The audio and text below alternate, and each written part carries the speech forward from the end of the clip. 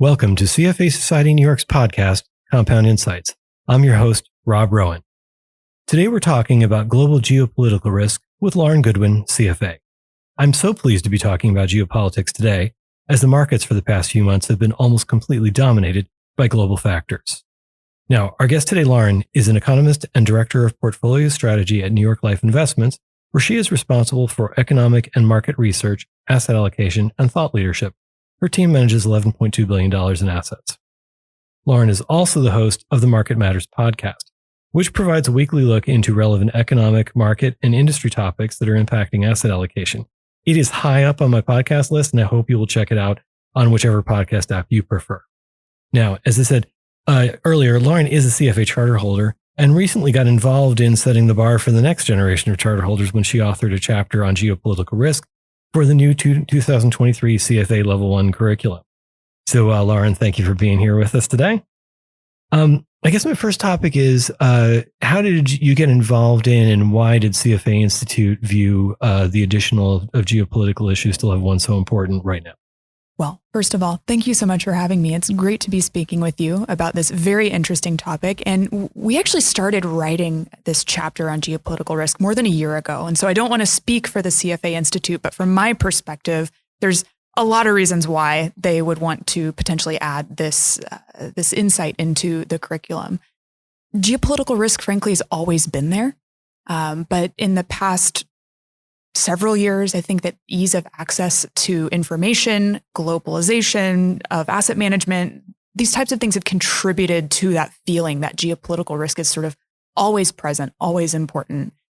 There's also been major events, things like Brexit, like Russia's invasion of Ukraine, that again feels so present, not only in the news cycle, but in asset management and how we think about a global portfolio. And then it's also an area where investment managers spend a lot of time, sometimes with not as much action or not as much impact. And so the framework by which we think about geopolitical risk, I think, is really valuable for these early entrants into the industry or early CFA candidates to be considering. Okay, so I do want to ask you about, you make a good point there about format and framework for thinking about it. But before we leave the CFA exam for a second, because I think there are a lot of people who are thinking about taking Level 1 that might be listening here. The new curriculum, as I understand it, addresses some of the theoretical geopolitical relations and geopolitical risk areas. But what was the most important or interesting thing to you when you were involved in this process? Oh man, there's a few things that I think were really interesting that stood out from the curriculum. And the curriculum really wants to put together a framework by which analysts can think about geopolitical risk and really assess whether it matters for a portfolio and how to react. But some of the really interesting tidbits came in the corners of that framework. So I'll give just a couple of examples maybe to pull them out. One concept that I think is particularly interesting in geopolitical risk analysis is the hierarchy of interests. Every country has different resources, they have different goals, they have different leadership. That means they're going to have different priorities. And some may prioritize access to food and water, something really basic. Others may be prioritizing independence from foreign influence. Some that are more affluent might be prioritizing something different. What's important for geopolitical risk analysis is that those priorities can shift. And as they shift, so too do the relationships between countries or even between non-state actors. And that's where geopolitical risk really arises. And within that sort of framework of a hierarchy of interests, a sort of maybe subtopic that I found really interesting is the power of the decision maker. Because some elements of a national interest hierarchy may seem really clear cut. It's really important to have access to food and water, for example, whereas something like civil liberties may feel more optional. I put an asterisk there because really it may feel more optional. It depends on the situation a country's in. But as basic societal needs are met, the hierarchy of national interest can become more subjective. And then that means that who is in charge, who is involved in the politics and policy of a country can really change this hierarchy of interest and change the way that countries relate to each other. That's one of the reasons why elections become so important. And so by breaking down this framework and sort of thinking really in terms of what drives decision making can start to unlock why these risks feel so present in the global environment right now. Okay, so I would guess that one of those things, and this is something I've wrestled with over time, is how you know when a country is a developed country. Like, is it a state of mind? Is it like being in love, or is it something that actually has to do with consistent growth over time, or access to water and food and stuff like that? That is fascinating. So, were there others that you thought were little nooks and crannies around there that were interesting? One more thing that I think is just really helpful for analysts or people thinking about geopolitical risk is the difference between state actors and non-state actors. Because I think when we think about geopolitical risk, if you were walking into listening to this podcast thinking about the topic, you would think about governments. And of course, governments or state actors, sort of national interest, is really important when it comes to thinking about how geopolitical risk can develop. But there are non-state actors that are really important too. That's companies. That can be certain individuals with really large Twitter access. That could be terrorist groups. And so it's not just the stated hierarchy of interest that a country has that matter for these geopolitical risks. It can be these other factors too. And so the way that a country or a government is organized, the way that its inhabitants are thinking, feeling, can actually have a really important impact on these risks and again on the markets as well. Right, and they run on different wavelengths, right? Yeah, so there are different highs and lows within militant groups in countries and outside of countries that affect that too. That is fascinating. So perhaps we could move on to sort of the practical nature of what framework you all use, you and your coworkers use, in your asset. Absolutely. Well, I think there's maybe two main buckets of things we could discuss here in terms of the framework. One has to do with sort of how we assess geopolitical risk itself. And then the second, maybe we can come back to that, is how we then apply it to a portfolio. So how do we assess geopolitical risk itself? Two main axes, you could think about them in terms of how countries act. One is, how politically cooperative are they? Are they interested in standardizing rules or tariffs or free movement across borders, technology exchange? All these topics that start to sound really familiar when you think about Brexit, for example, or the US relationship with China. How cooperative are countries politically? And that can be true between two countries or in a group of countries in a region or what have you. And then the second axis that we think about has to do with globalization. And here's where non-state actors start to be more and more important. Are countries or companies, et cetera, engaging in trade? Are they exchanging currency? Is there a free flow of capital between countries? And while that sounds really theoretical, it's very sort of international relations theory based. Whether a country is globalizing, moving in that direction or not, and whether they're moving in a cooperative direction or not, that has something to say for us as analysts about whether a risk, and whether anticipated or otherwise, is more likely to impact our portfolios. And so where a country falls in that framework can give us a sense of how likely a risk is to develop. And that's where we then get into how it can impact a portfolio. Right. So as I was an analyst before I joined CFA Society in New York, one of the things I always realized was the most difficult thing about the job was taking those types of moving away from or towards more cooperation is exceptionally difficult to put into a number that you then put on your framework. So could you dive into that a little bit about how you do that, how you think about that? Yeah, well, that's actually a beautiful, we didn't even plan it, but that's a beautiful seg into sort of the reality of this, which is that geopolitical risks are not static. Even event risk, which we can talk about, that's things like elections, things that are on the calendar, they're coming, a Brexit vote. I keep using that example, but it's just a really juicy one. These risks are ever changing and their impacts are nonlinear, meaning that, if you have a flash in the pan over here, it could impact lots of things in different ways. I think the Russia-Ukraine conflict is a great example of this, where, your first impacts have to do with a certain region and certain commodities, and now have an impact on global inflation. How do you assess that? How do you put a number on it? It's really challenging. And so the way that we like to think about it is in terms of three main factors. First, how likely is it that this risk is going to occur? Second, if it occurs, how fast is it going to impact us, a country, anything? And then third is, what would the size of that impact be? Now, everybody does this differently. If you're thinking about it in a structured way, everybody does it differently. You could do it on a scale of 1 to 10. We actually quite like to do that. And again, think about risks in a relative manner rather than on some absolute basis, because who knows what the absolute most impact of a risk could be.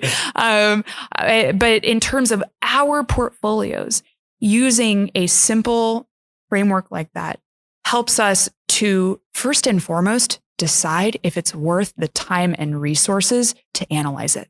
Because one of the biggest pitfalls in geopolitical risk analysis that I see over and over again when working with investment teams is that the stuff that's so interesting often doesn't have an impact on a portfolio, or maybe falls lower on that likelihood, speed, and impact scale. So trying to stay disciplined, think about, how much does this really matter? What are the 3 or 4 risks that matter the most for us that are worth building scenarios around, for example? That's a really good place to start, in not only being more structured in your thinking, but making sure that those risks are assessed in a comprehensive way. Okay, and how, using that framework, do you evaluate downstream risks? So, to borrow something from oil and gas, take Ukraine, as you mentioned. Had an impact on some other things that were going on with inflation, which led to a bit of a labor conflict in Norway, which then prompted Norway to say that if this conflict didn't end, they would perhaps need to shut off their gas supply to the UK. No one saw that kind of thing coming when this all started in Ukraine. But now, as we look back at it, you can see the dominoes fall. So how do you look out those dominoes from that framework?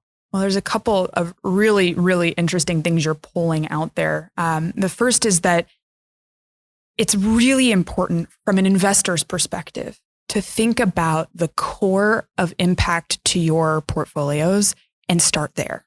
What are the major drivers of whatever is important, alpha, performance, et cetera? What are the flows? What are the major drivers of value for us? And what are the biggest threats to those? So if, for example, I love the example you gave about Norway and the UK. If the UK is a really important market for you, then access to energy is one of the most important economic risks you could be thinking about. Trade broadly is a big one for the UK right now as well, but access to energy, really important, very present right now due to many of the geopolitical changes we're seeing. And if that's the case, then while you may not have anticipated the specific strike conversation or union activity that's been happening in Norway, you would have developed a playbook for threats to energy access for the UK. And you probably, and this is another tool that we use called signposting, you probably, when you had seen the Russian invasion of Ukraine, that maybe you wouldn't have had that specific signpost, but some geopolitical event that threatens access to energy would have been on your checklist to say, okay, we need to be dusting off this scenario. And so again, it's impossible for any investor to anticipate the nonlinear nature of these risks. So starting where your exposure and your value is a good way to, again, stay focused on how these things will impact. Okay. So what are the pitfalls in this process? What are the things that keep you up night or make you quickly read other analysts' analysis? What are those things? A couple of things. The first, which we've touched on a little bit, is relevance. I think there are lots of funds or investment strategies for which regular analysis of geopolitical risks and an understanding of the ins and outs of different geopolitical developments is important because they have the risk appetite, the time horizon, the tactical capability to react to them, whether that's through currency or commodity trading where geopolitical risk tends to hit first, not always, but tends to hit first, or whether it's through, it being useful to have a specific analyst focus on these global issues. For some funds, that is the case for some investors, but for many, whether because they can't act so quickly as that, or because they don't have that risk appetite or time horizon that's appropriate to be reacting to some of these geopolitical risks, it's not that important. And so that's number one pitfall, frankly, is spending a lot of time in investment committee talking about things that are really interesting, but that you can't react to. But there are some others. We've been talking about geopolitical risks and their tendency to develop in a nonlinear way. That means that the way that I sit at my desk every day and think about economic risk isn't going to be the right way to think about geopolitical risks. And so having a diverse set of voices around the table, having what we like to call creative time, where for once a week, my analyst team on Thursdays, they have to block an hour and think about what are we not thinking about. Ways to get out of that normal way of thinking, because that's why these risks seem so surprising, is because we're thinking about, the way business normally works. And then another one that I see a lot is what I call the armchair executive, which I say with affection because we love our chief investment officers who will introduce what ifs and have we thought about that in a way to, in some ways, disrupt the rote thinking that I was describing earlier, but also to make sure that teams are engaging in comprehensive analysis. But sometimes depends on the team, but sometimes that can result in a flurry of activity related to the specific risk or the specific idea that distracts the team from, again, a framework that they're using to say, hey, these are the things we really care about. And so that's a polite request of executives or portfolio managers or investment officers to say, when we're stoking those creative ideas, keep it centered within the framework, again, of what's going to be tradable or what's going to impact a portfolio. Right. I hope all the portfolio managers and CIOs who listen to this podcast heard that.